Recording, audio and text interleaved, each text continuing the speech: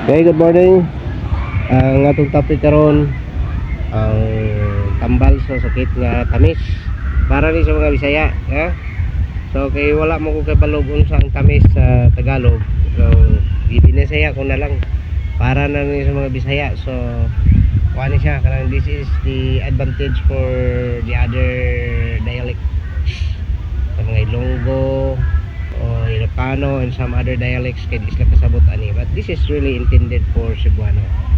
Na usahay kita nagkaroon tayo nagkakasakit nga tamis, no? So kung saan na to siya pag tambal. So hibawan ko ni siya mga ano niya, mga 40 years past na sa ko ni hibawan. Kung sa ang tambal ani kay during our time when I was still in high school, kami ko magkasakit na tamis.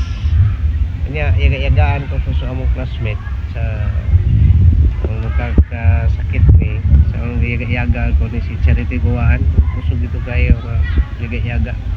Kantahan ko niya kay tamis. May kanta man sa unang kay tamis. Kay tamis ng ating pagmamahalan. Kaya kung yaga-yagaan na ba? So time came nga siya po kasakit siya tamis. So wala rin ko basa, wala rin po para po na po siya yaga-yaga pero kabalos ko. So muna siya, no, ang sakit nga tamis kung saan na to pag tambal. So very simple ni siya nga di na kinahanglan nga moadto pa kag kinsay pangitaan nimo og tabang doktor kung sa nga tabletas imong imnon. Ang simple na kayo ni nara sa kilid-kilid. Unsa may tambal na to ani. Okay, to make it short, ihatag na ko dayon ninyo ang maong tambal aron na dili mo taas na to ang discussion. Kana bang saging, saha sa saging? Ang saha sa saging, imo na siyang putlon. Pag putol nimo dira man na siya tagok.